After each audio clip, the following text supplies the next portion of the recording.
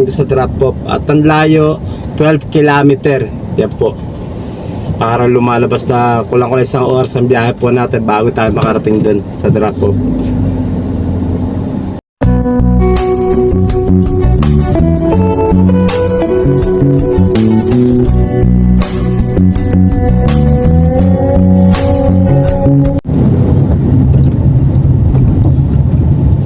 Okay guys, good morning. Good morning po sa inyo lahat. Time check 11:16 ng umaga.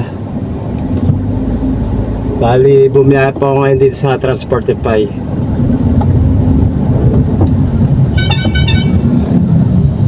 Bali, ito yung unang booking ko ngayong araw na to.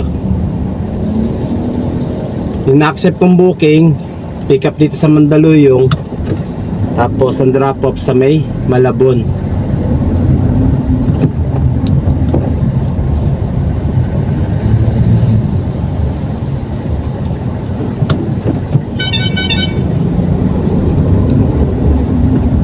Bali, meron tayong 51 minutes remaining time bago tayo makarating doon sa drop off. At ang layo 12 kilometer.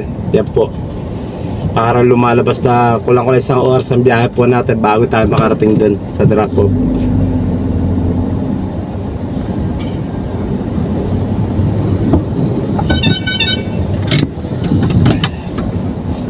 Company booking po siya. Yung payment ni customer sa akin ni Transportify papasok sa laman ng wallet ko.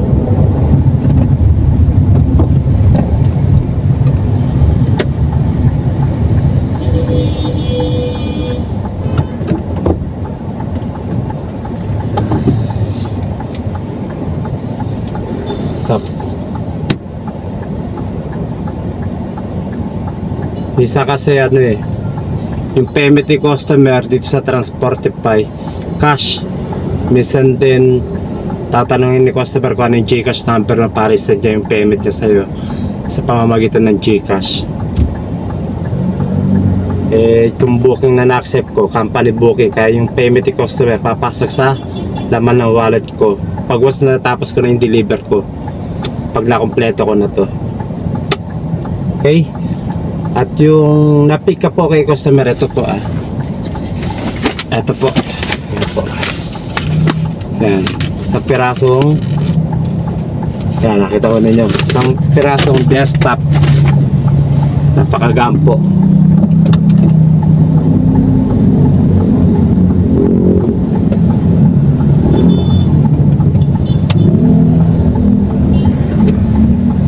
Napakagaan, kaya-kayang buhatin. Naka-eco bag siya ng maliit.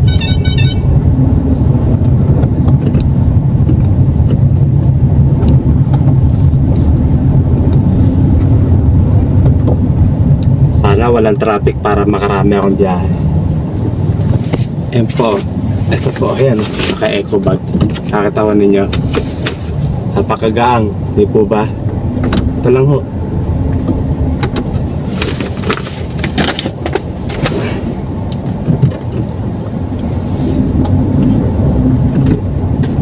At syempre, yung ibabayad ko sa ni Transportify dito ni customer, nagkakahalaga ng 450 pesos. Yun po ang ibabayad sa akin, 450 pesos.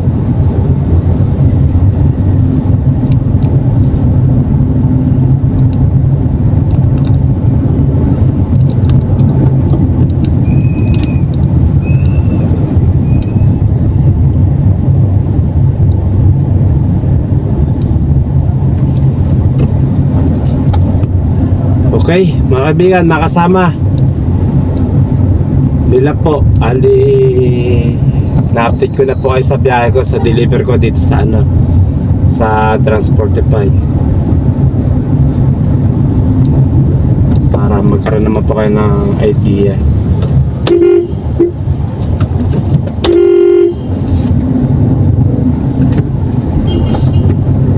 Dito po sa may Transportify, pagbiyahe po namin, tiyagaan po.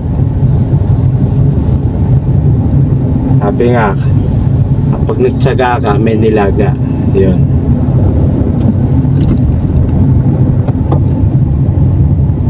Minsan sa loob ng isang araw, mabiyahe ako rito, na-accept kong booking.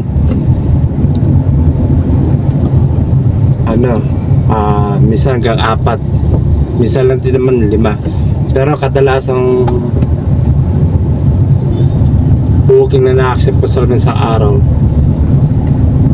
pinaka mataas 3, pinaka mababa 2 booking. Yun lang po, yung 2 o 3 booking lang po, tapos umuwi na kagad ako kasi sumusundo pa ako kay Macy's sa hapon o sa gabi, ganun. Kaya maaga ako gumagarahe. Pag once na naka 1,000 na ako, mahigit 800, 900, pwede na po sa akin dyan. Kasi nga sumusundo nga kay Mrs. Kaya, pero pagka wala naman sundo at kailangan kong pera, kasi nakaka-4 o 5 booking ako sa maghapon.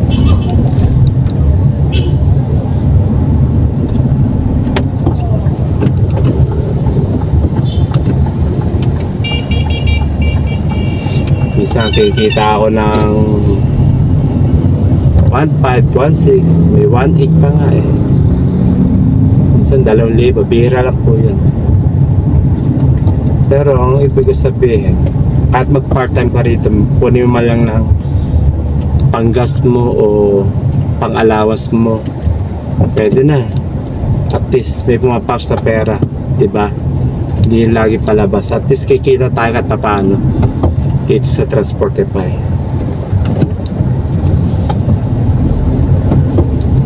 Okay, mga kaibigan, yun lang po. Na-update ko pa sa biyahe ko eh, kailan lang po kalaki kagaang ang na-pick up ko item kay customer. So drop off ko sa may Malabon at may babayad sa akin 450 pesos. Okay? God bless po sa inyo mga kaibigan, mga kasama. Tayo mag-iingat sa ating mga biyahe.